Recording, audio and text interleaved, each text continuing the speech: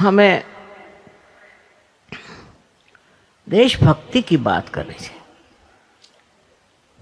देशभक्ति जरूरी आनी चाहिए। देश के इतिहास में क्या क्या हुआ और कितने लोगों ने अपना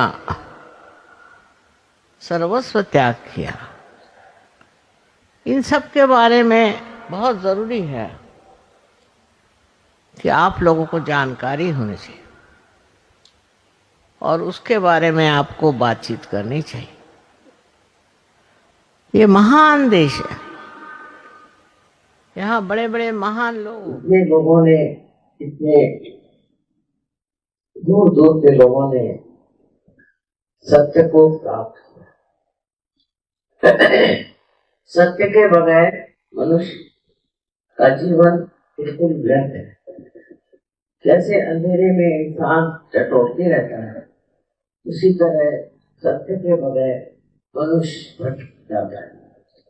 उसमें उसका मैं दोष नहीं मानता।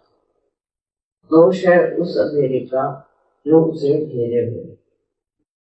इसका जो और फैलना चाहिए, उससे जो है एक शांतिमय सुंदर सा एहसास इस संसार में आ जाए।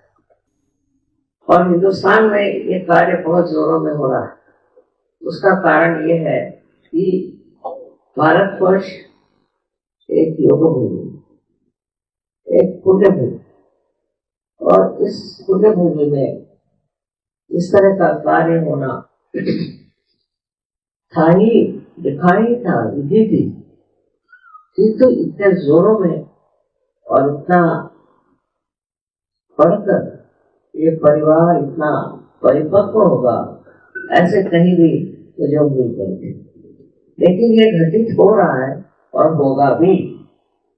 इसके आनंद को आप उठा रहे हैं, वो दूसरों को भी देना चाहिए। हिंदुस्तान तो है ही मेरा देश, और यहाँ आने में जो एक विशेष आनंद होता है, उसका वर्णन नहीं किया जाता। न जाने कितने हृदय में ये आनंद आडोलित होता है और कितने ही लोग इस आनंद से प्रभावित होते हैं।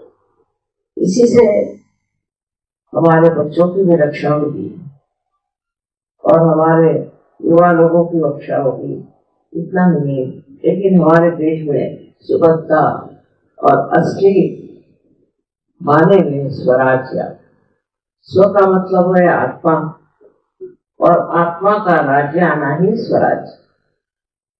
स्वतंत्र का मतलब है फिर वही आत्मा का तंत्र, माने आत्मा की टेक्निक। ये दोनों आनी चाहिए और वो आ गई है।